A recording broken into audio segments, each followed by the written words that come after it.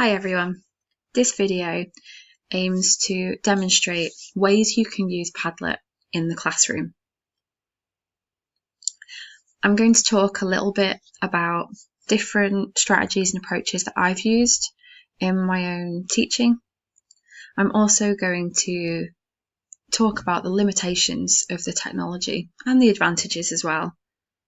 What I'm not going to do is do a how-to on how to set up and create and share Padlets.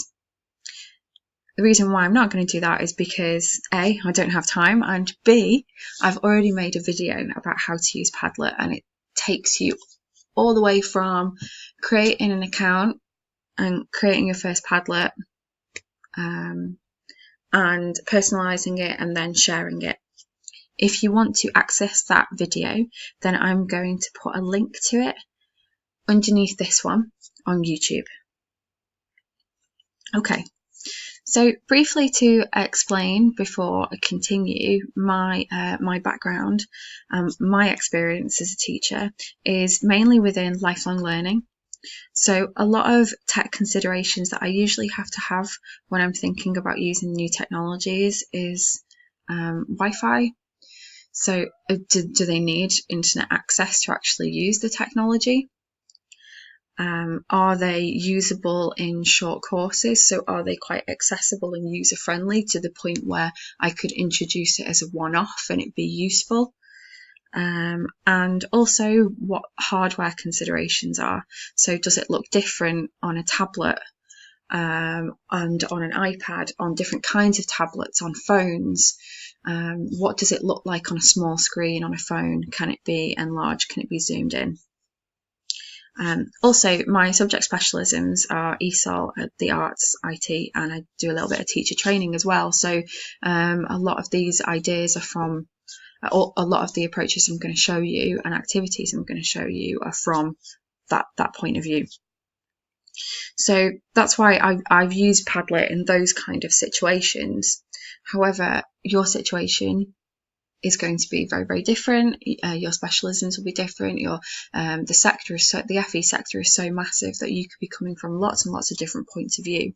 So your views of the limitations, the advantages, and the ways to use it will be very, very different. And there's going to be a space a little bit at the end where I'm actually going to ask you to share what you think the limitations and advantages of Padlet are, and also just share with each other what you think, your past experience of using Padlet.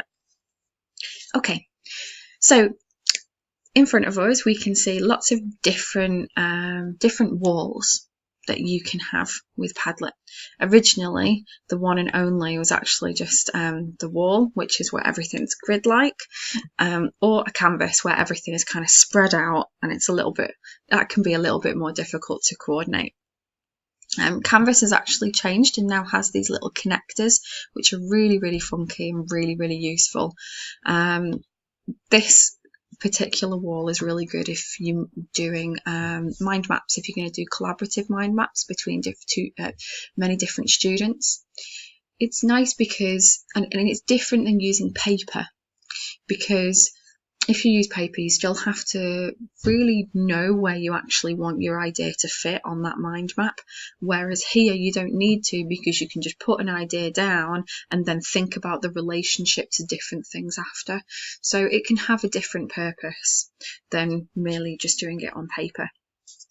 Next is a stream, which is just like a newsfeed on a social media newsfeed. So everything goes top to bottom. Next is a grid, which is very similar to a wall, but a grid is in rows, whereas a wall, everything is like really bunched up together. So a grid, if things are bigger, as you can see here, it would stick out and there'd be this little blank space here. So really that's very visual. Next is a shelf, which is one of my new favorites, because it allows a similar thing to what you have with a wall here and a stream, except you can create lots of different themes under one overlying theme or one overlying Padlet. So I imagine the shelf to be like one big folder, but with lots of different dividers, so lots of different information behind each divider. And the last one here is quite new. It's called Backchannel. and it's really good for, it's basically like a chat, so it looks very much like a text message or a WhatsApp conversation, and you can have it. It doesn't need to be between two people, it can be between numerous people. I think the potential for that, it needs to be further explored, and there's lots more ways to use it than just having it as an additional to an actual Padlet, so you can discuss things whilst you're creating a Padlet to keep it clean. I'm going to show you a little bit later how I've used it in the classroom. Okay, so to start with, I'm going to show you how I've used a shelf in the classroom, and I've used it in a similar way to, I guess, how you would use a Moodle. So storing information, storing documents for each lesson each week. When I was delivering this course, I didn't have access to a Moodle or anything like that, so I used this instead for students, so they could refer to it if they needed to miss a week, or if they just wanted to access the documents and things that we used in class. I also had the actual Ascentis pages here and here, so they were also given extra information on here as well as what they were given in the classroom. With my particular students, this was actually helpful for them to know where they were going week on week, but for some students you'd have to consider that for some students they may think, well, if all the information's online then I don't need to go, so you might have to just put the information week by week after the lesson is completed. Okay, so I'm going to show you another way that I've used Shelf, and I've used this for PD North.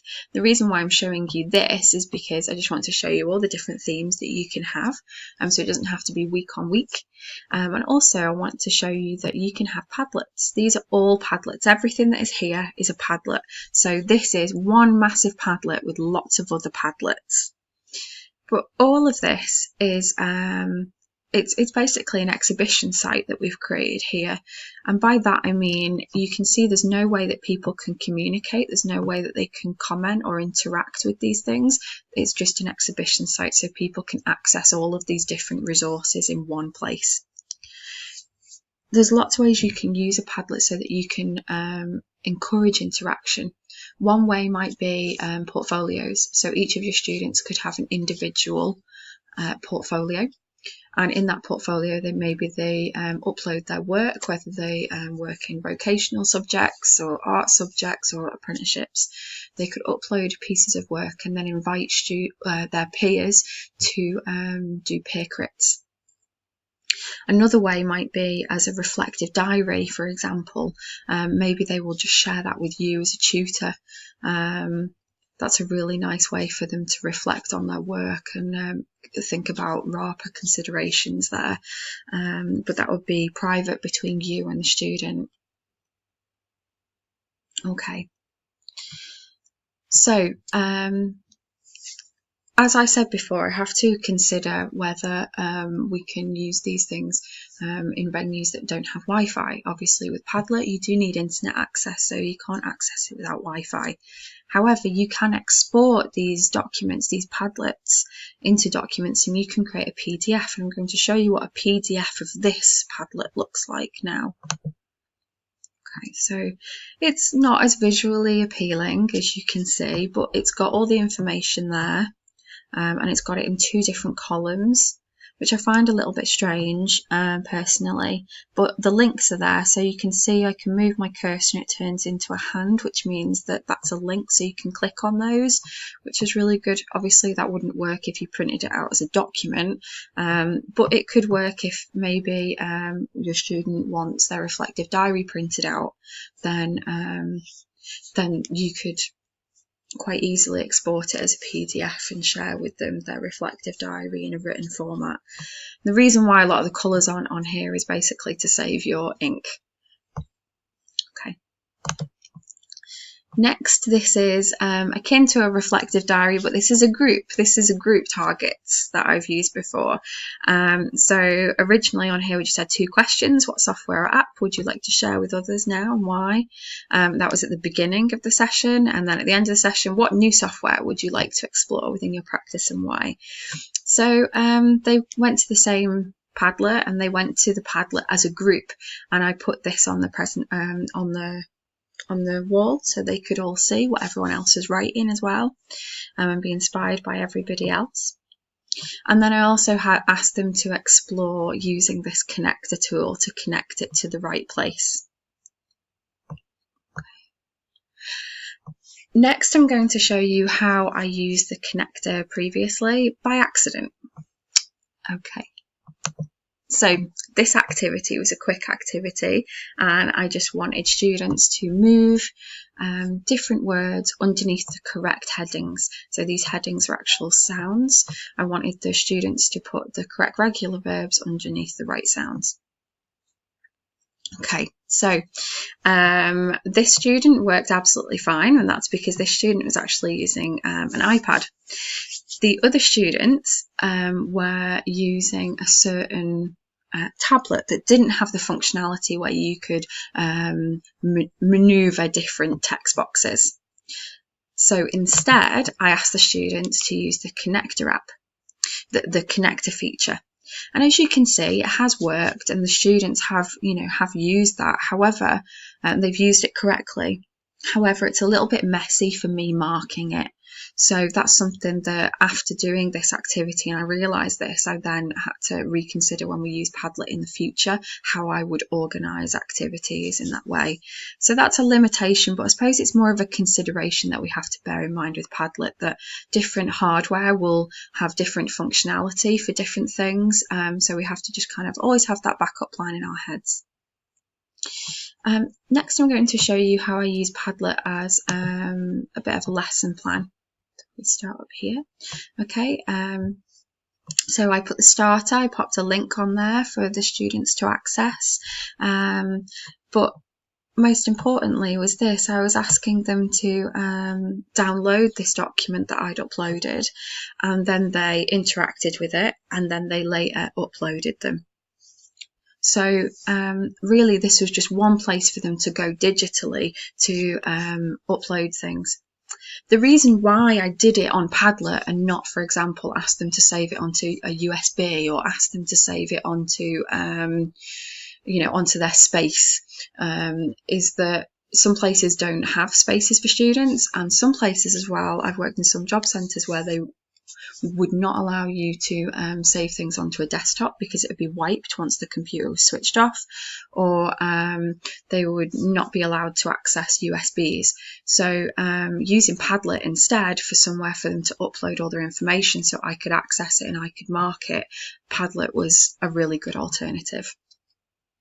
Okay, the last thing I'm going to show you is the Backchannel. This is what the Backchannel looks like on its own with no interaction going on, and this is what it looks like when we've had a conversation.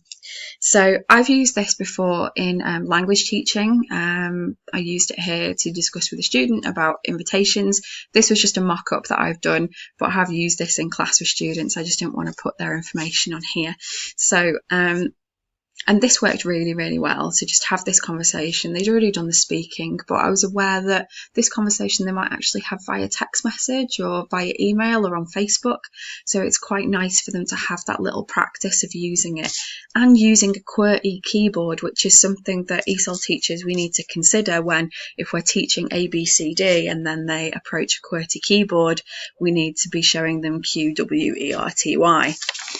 Okay, so in my last minute, I'm going to briefly explain the limitations and advantages of using Padlet. Limitations, hardware considerations as previously mentioned. It's now a pay-for service, so a lot of people left Padlet because it's now a pay-for service, but you do get 3 for free. There are issues with certain browsers. I've had issues with Microsoft Edge. We need Wi-Fi to use it, but advantages, no log-on needed for students to interact with it, though you can have passwords. Different canvases can have different functions for different purposes. The company is continually updating and redeveloping, which is really fantastic. You can have embedded QR codes and the ability to personalise the URL. Okay, so I'd like you to interact with the question I'm going to pop underneath this YouTube video. Thank you very much for listening.